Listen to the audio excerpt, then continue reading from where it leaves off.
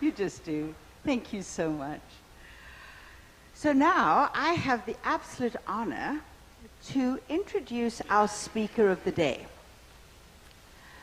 You know, this is a kind of a tough thing because the resume and the whole introduction is extremely long. I mean, this person has so many qualifications under his belt. But you know what I think the most important thing is? He's Dr. Casey Wilson's husband. Please welcome Doc Wilson.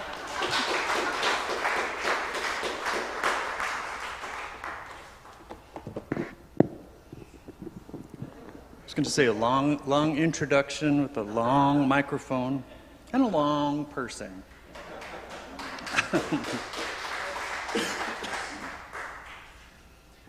So during the past few years, change has been happening quite a bit. Even this last week, lots and lots of change in the world. And it can be overwhelming. So this week, we're going to be looking at fear. So the ultimate fear buster is the name of this little talk here. So I wanted to kind of talk a little bit about some of the common fears that are out there in the world. Some people are afraid of heights. People are afraid of loneliness, bugs, spiders. Thank God for geckos, yeah.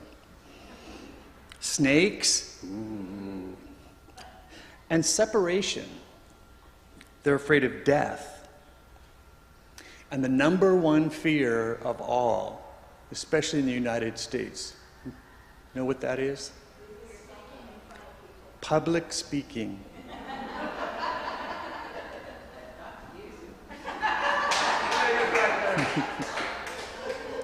Public speaking, yes. So I look at fear as an acronym.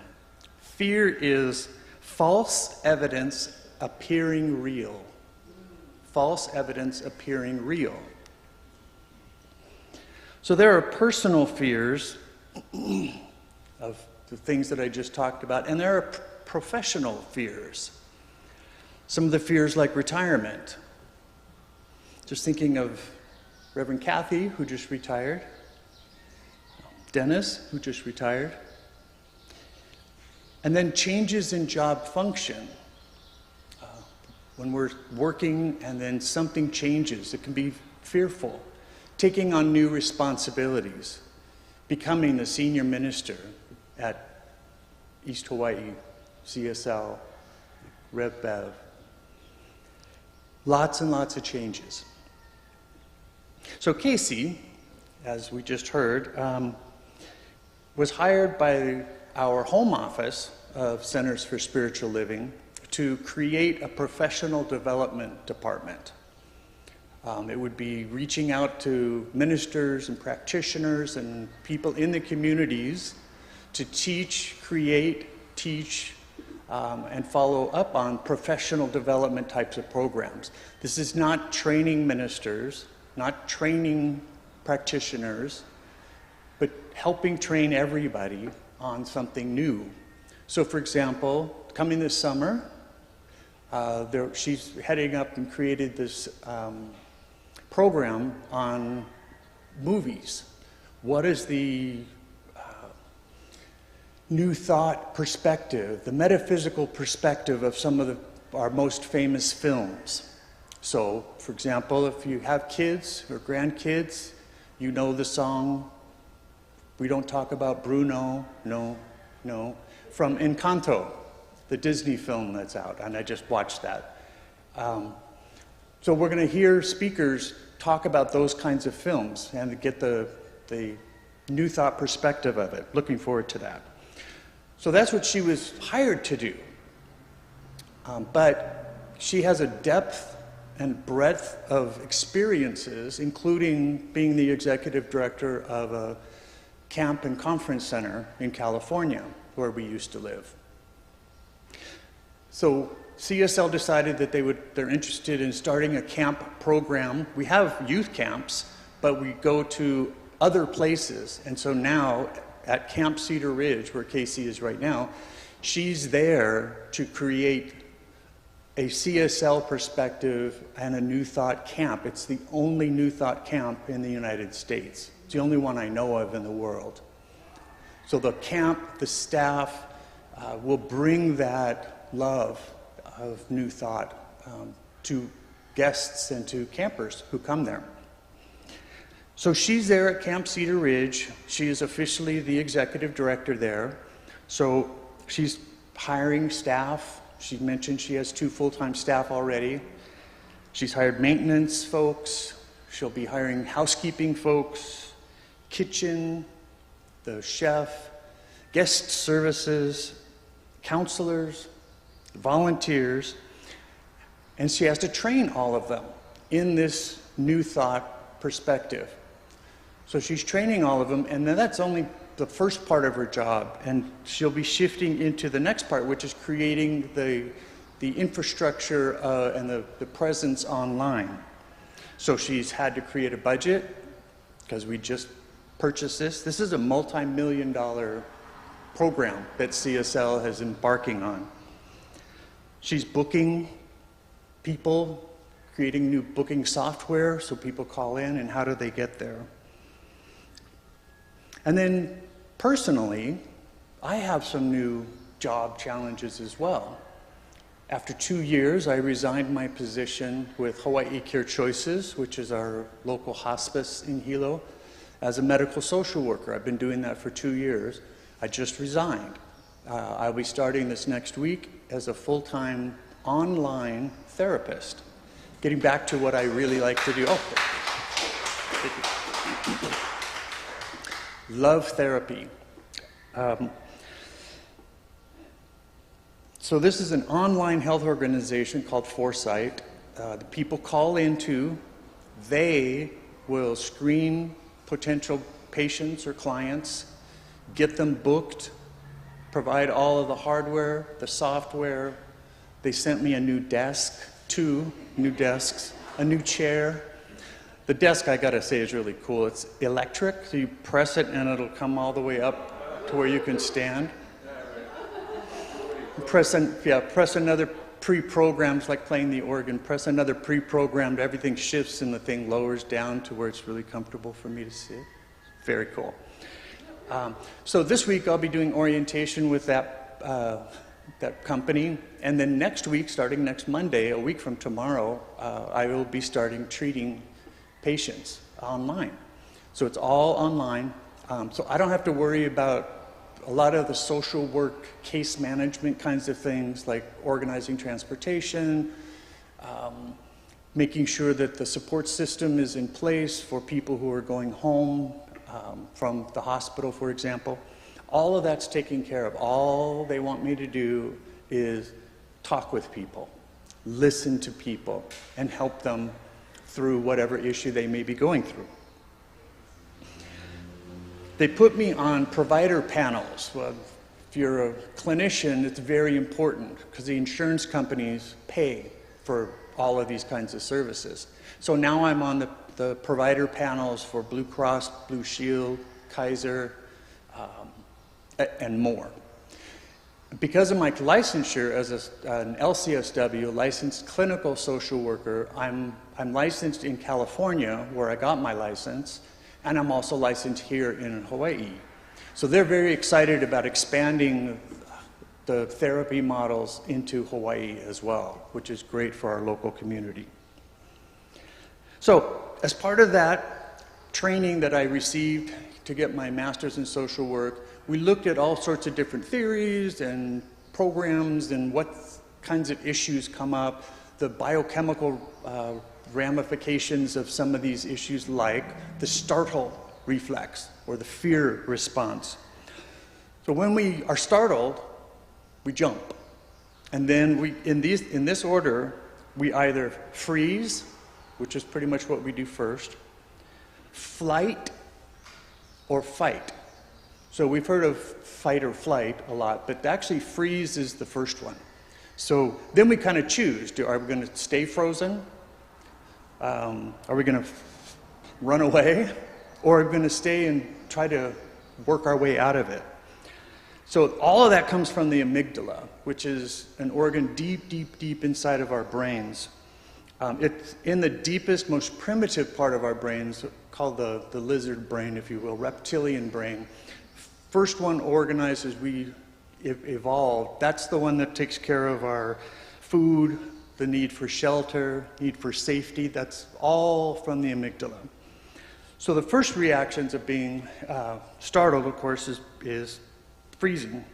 So cats jump, dogs jump, and then bark. Coco barks a lot. Humans jump and then freeze, run, or prepare to fight. So the amygdala creates this biochemical reaction that goes to our central nervous system. Sorry, I don't mean to get all sciencey on you too much. But some of the responses physically that we experience is perspiration. We overly perspire when we're nervous, clammy hands, excessive energy or nervousness, butterflies, or a knot in the stomach. And I think, very importantly, we lose our natural rhythm of breathing.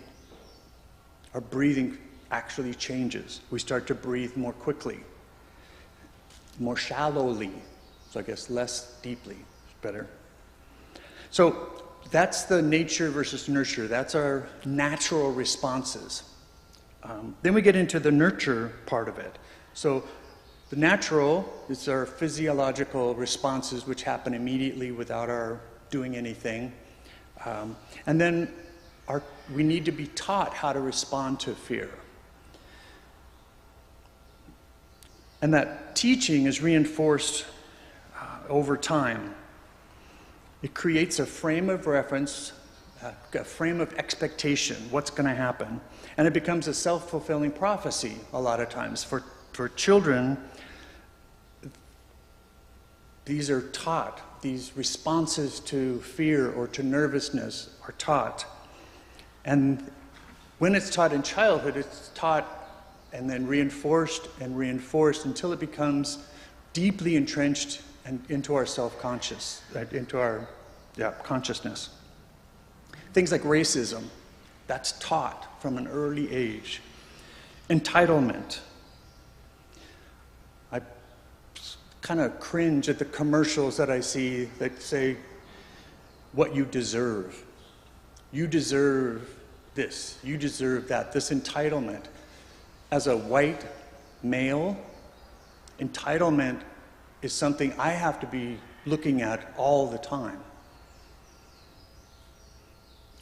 Then there's the other part of it, not just the entitlement, but the self-talk of I'm not worth anything. I'm not needed. I'm not loved. And I'm not lovable. So by the time we become aware of these kinds of thoughts and deep-seated fears, they may have taken on a lot of strength, moving from the subconscious to bringing it forward to the conscious. So there's basic truth that we teach here of cause and effect. So whatever you put in is going to manifest. So I'm going to take a moment to draw your attention to the teaching symbol, the V, and what that means. So you notice the V is open at the top. And then it has this line that doesn't cut all the way across. It kind of goes from the side of the V. The top part is an idea, a thought. And the V part of it goes down into that middle part, which is like the soil. So like a seed and of an idea goes into the soil where it reacts. We don't have to do anything when we plant a seed. The soil reacts to the seed responds, and then at the bottom layer there, that's the effect. It becomes a plant. That's a tangible physical thing that we can see, touch, feel. And then it goes back up, and we get to do it over and over and over again. So some fears have been created up here from childhood, and then reinforced. And that idea goes into the soil of who we are and is made stronger, and then it manifests out as racism, for example. So to change that, we have to change our thinking. So speaking negative thoughts into existence, speaking thoughts out loud, very, very powerful. That can create the self-loathing. I know that I have white privilege. I don't hate myself or loathe myself because of it. It just is. But I try not to take advantage of it and be aware of it at all times. So the issue isn't about feeling fear, because we'll all be startled, we all have fears, but how we respond to it. So what I try to do, and I encourage you to do, is become aware of those negative thoughts. And when we notice the negative thoughts, usually with, again, fight, flight, freeze. But in this case, I'd encourage you to stop struggling to get away. We experience that fear, just breathe. That breath, that slows our brains down. Those of us who are taking the class on Monday nights know that it changes the vibrations for ourselves. We breathe slowly, our brains quiet down. The physical responses quiet down. Very, very important tool in psychology. And CSL, we always try to breathe in reality. So knowing that we are in control of our thoughts, we get to choose. Phrases like, well, it's just a thought. Or entertain the thought. I'm entertaining the thought of... I love this imagery of entertaining. I think of Rev Bev, her invitation to us all to be entertained at her home with a cup of tea. Thoughts, we can entertain those thoughts, and sometimes when we entertain those negative thoughts, we're in that middle part and we're feeding that. We're encouraging those fears to come forth. We don't have to entertain the thoughts. If a thought comes in, it's something we don't want to think about, it's something we'd rather not do. Let it go through. You don't have to invite it in, have it sit on your couch, give it a cup of tea. We don't have to do that. We are in control of our thoughts, so we can choose to let that thought pass through. Ernest Holmes said in his book, Effective Prayer, if you could really look at the object of your fear until you really understand it, it would no longer exert any effect on you. Interesting. He continues, you can do this to the degree where you become aware that you are divinely guided and protected, and establish your understanding of this in a definite way. Brought your attention to, you can do this to the degree that you become aware of. We, as humanity, were not aware of how to harness electricity. We knew it existed, but science taught us, and the stories of Ben Franklin with a key. We knew there was electricity, but we didn't know how we could use it. Very similar to our lives here on earth as we get to know Spirit better and better. The more we are open at the top, the more powerful our thoughts can become and the better that they become. So fear is actually a tool of our ego. It's founded on the false belief that we're separate from God and we're separate from each other. I'll take a moment to talk about this fake belief in duality. If God is all there is, and God is love, then love is all there is. There's not this other. It's a singular. I am part of God. As the ocean is filled with ocean water, so a single drop of the ocean is also filled with ocean water. So the macrocosm of the ocean becomes the microcosm of the individual. And that's what happens to us. We are the individual representation, manifestation of God here on earth. So as a practitioner, I was training, I learned to identify a negative thought with my clients or myself, lots of times with myself. Identify that negative thought and then dispel it with a God quality. So if someone's experiencing fear, then I'm going to concentrate on love. So to do that, I have to create an inner conviction until I believe it. That's a tough one. Develop an inner conviction until I believe it.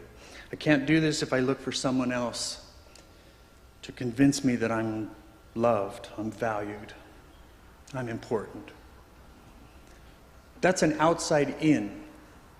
That's a lot of belief systems believe God is out there and can choose to bless me if I pray to the big man up there, ask for things, ask for favors, get me out of this. That's outside in. Our philosophy teaches it's inside out.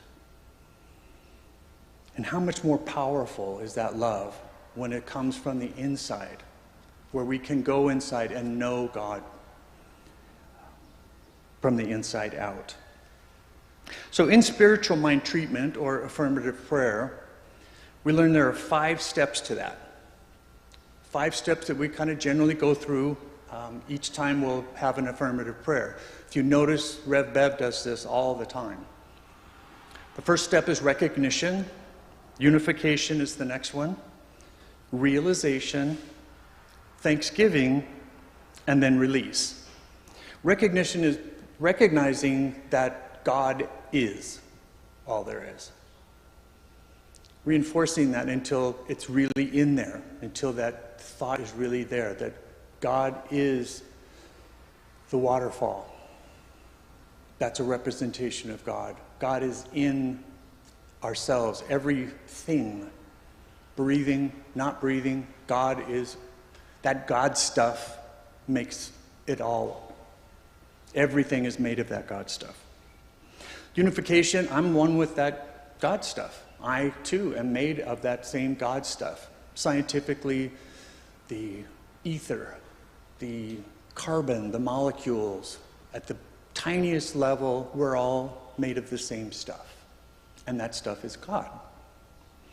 Then realization is like realizing, bringing into reality whatever I'm looking for. So as from fear, I can bring into reality that there is no fear. I don't need to fear because I am part of this. I'm one with the one. And then giving thanks. We teach our children, say thank you, say please, say thank you. Important that we acknowledge and be grateful. Wonderful way to live. Wonderful way to live. Grateful for the light breeze. Grateful for the sunshine. Grateful that while it's 42 degrees in Vernonia, Oregon, it's 80 degrees here. And it'll get all the way up to maybe 85. And we can dip down into the freezing level of into the 60s. Checked the weather the other day at Vernonia. The high was 41. And then it said, feels like 32. And then the low was in the around 31, 32. So snow, frost. So our little dog, Coco, whom most of you have become acquainted, Coco is with Casey, and so Coco is discovering snow for the first time. Hilarious videos that I see her hopping through. She's a tiny little miniature schnauzer. So the opposite of fear is love. There is no fear in love. For love casts out all fear. For our Christian brothers and sisters, that's from 1 John 4:16. There is no fear in love. For love casts out all fear. So love in this case is a verb. It's the activity of the one power. The Creator. The Spirit. It's an action word. So love is the nature of this universe. It flows freely. It generates no resistance to anything. And therefore it generates no tension. It just flows. So we have terms or hashtags or bumper stickers: increase the peace. I want to have help love rise above. So there's a story which we've heard before, many of us have, about the two wolves, fear or love.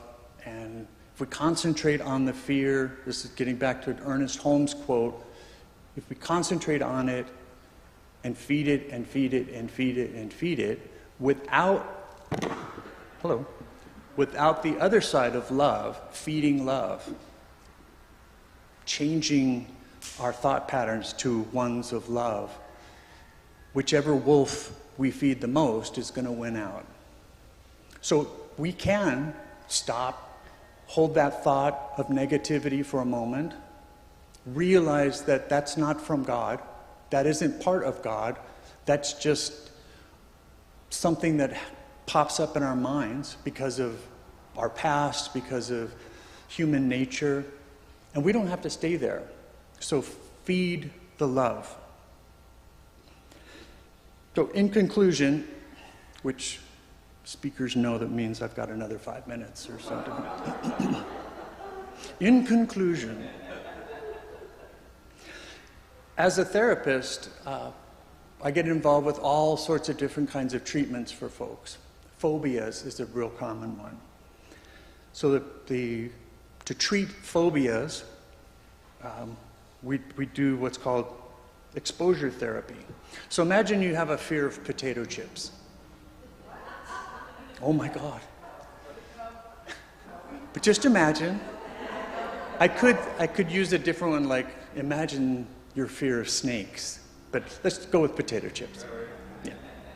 So to exposure therapy, I would start after I've really established a relationship rapport with somebody. I would start by mentioning, just so you know, in the back of the room there's a potato chip. Just so you know. And then I would go on with other things. But that little exposure to, oh my God, really? There's a potato chip back there. And then over time, then I would say, yeah, I was going to mention that the potato chip is in my bag, which is right up here. A little closer to that person. I'm exposing them to that energy, that fear. And slowly over time, that fear is dispelled and then replaced. So I try to replace it with all of my patients, all of my clients. I try to help them replace it with love. Because love casts out all fear. Bev says she wants that potato chip. But if it were a spider, would you want that? Probably not. So, as part of this, when I have those fears, those phobias, I have to forgive myself for having them. It's okay. One of the best ways to make it okay is to talk to someone about it. Talk about how you feel. Talk to a practitioner. If you don't have a practitioner in your life, find one. They don't charge very much, and it's a wonderful opportunity. Find a practitioner. Find a therapist. Talk to that therapist. Talk to a friend. Just talk about it, dispelling it and replacing it with love. I also like to talk to the fear itself. Hello there. I can say, you know what, I'm not a victim to your mere presence of fear. I'm not a victim to that. Get out of my face. Dude, I'm not in the mood. See ya, wouldn't want to be ya. We can talk that way to fear. And I do. So, To quote the ancient prophet, well-known ancient prophet of the 20th century, Alfred E. Newman, as he writes in his missive, Mad magazine, what, me worry? Let's go to prayer.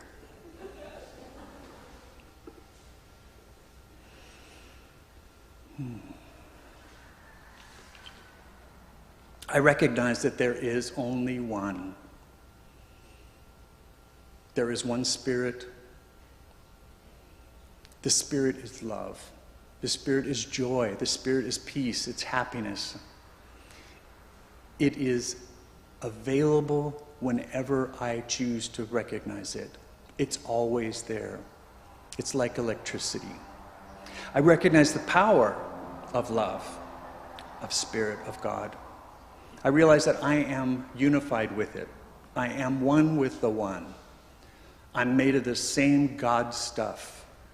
I am that drop from the ocean. I'm made up of the same stuff. And so I realize and speak my word into reality that fear has no place in my life. I realize that God is love and God is all there is. I'm so grateful for this opportunity to talk this morning. I'm grateful for the love that replaces fear, phobias, worry. And so I release this prayer, this thought, into the next step of our teaching symbol, into that creative medium, into the soil, into called the law. I release it into because it responds to, and I release this word into that law, knowing that it's done, it's complete, the manifestation is there, I just look for it. And so it is. Thank you.